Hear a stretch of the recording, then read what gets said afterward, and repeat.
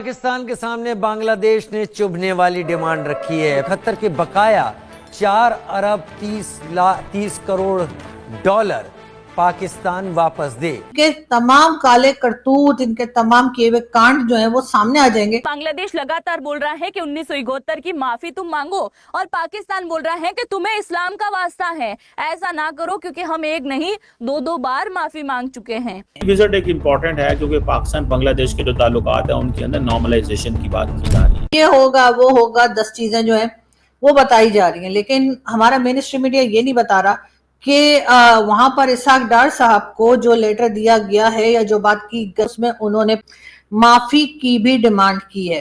जी हाँ, 13 साल बाद एक पाकिस्तानी वजीर खारजा का बांग्लादेश जाना कोई मामूली वाकया नहीं। आप हमसे मांग रहे हैं, हम तो सारी दुनिया से मांगते फिरते हैं, तो अब ये कि नंगा नहाएगा क्या और निचोड़ेगा क्या वाली कहानी हमारे ऊपर फिट आ जाती है।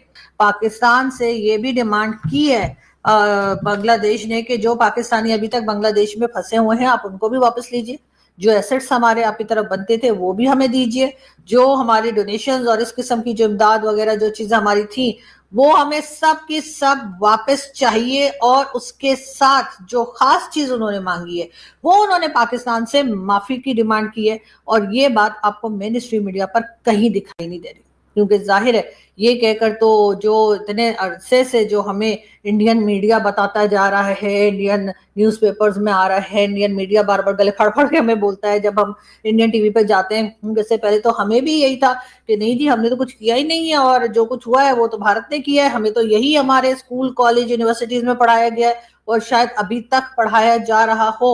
तो हमने तो एक वही इंप्रेशन लेकर बैठे थे। सेठी साहब, ताल्लुकात आगे कैसे बढ़ेंगे बांग्लादेश के साथ?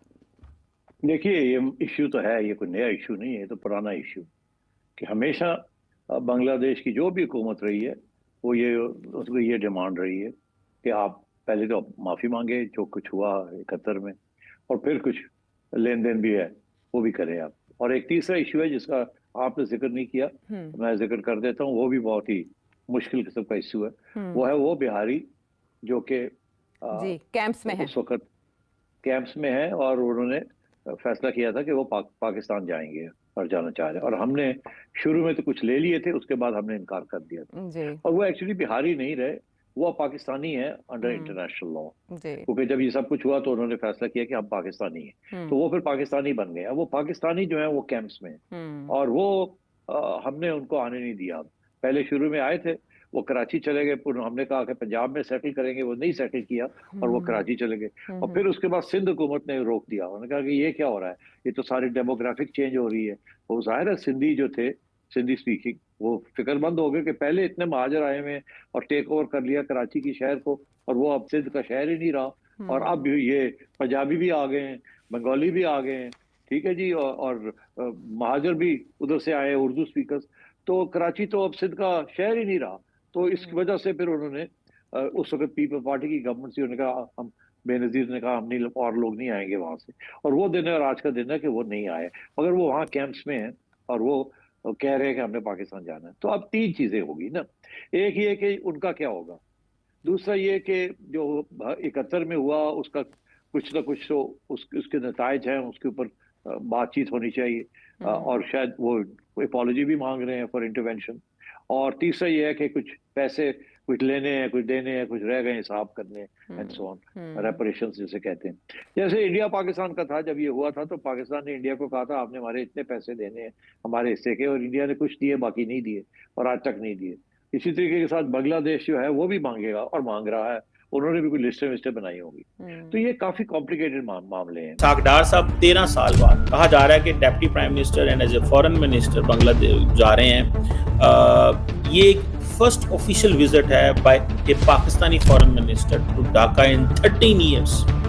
इससे पहले बिलावल भुट्टो जरदारी भी गए थे, but that was not an official visit. पता लगने लगी तकरीबन 13 साल के बाद जो है वो एक फॉरेन मिनिस्टर साहब जो हैं इसहाक डार साहब, उन्होंने ढाका का विजिट किया है। अब ढाका का विजिट करने के साथ ही जो इस वक्त मोहम्मद यूनुस साहब है उनसे उनकी मुलाकात हुई है, बड़े जी हाथ वाथ मिलाए गए हैं, बहुत अच्छे से बात की गई है। उसके अलावा खालदा जिया से भी उनकी मुलाकात हुई है और खालदा जिया साहिबा के साथ भी अच्छी बातचीत रही है। लेकिन बहरहाल शेख हसीना जब तक थी तब तक ना तो पाकिस्तान के कोई लीडर जो हैं उन्होंने कोई विजिट किया बांग्लादेश का, और ना ही बांग्लादेश के साथ बात करने की या अपने टर्म्स को बेहतर करने की कोशिश की गई। कहा यही गया कि जी जो शेख हसीना है उनके क्योंकि भारत के साथ टर्म्स अच्छे हैं तो इस वजह से पाकिस्तान के टर्म्स बेहतर नहीं हो सकते। ये हमने एक अपनी तौर पे एक अलग ही साइंस निकाल के रखी है कि अगर किसी के टर्म्स जो हैं वो भारत के साथ अच्छे होंगे तो वो हमारे साथ तो खराब ही होंगे या हम उनके साथ अच्छे नहीं रख सकेंगे।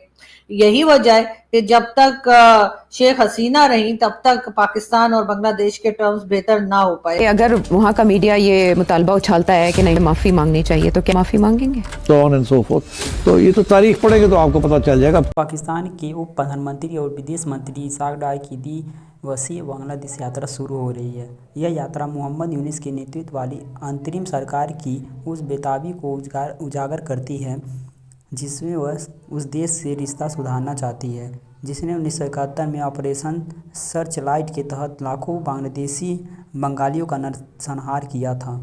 इसहाक डार 23 अगस्त को ढाका पहुंच चुके हैं। यह पिछले 3 दशकों में किसी पाकिस्तानी विदेश मंत्री की पहली यात्रा होगी।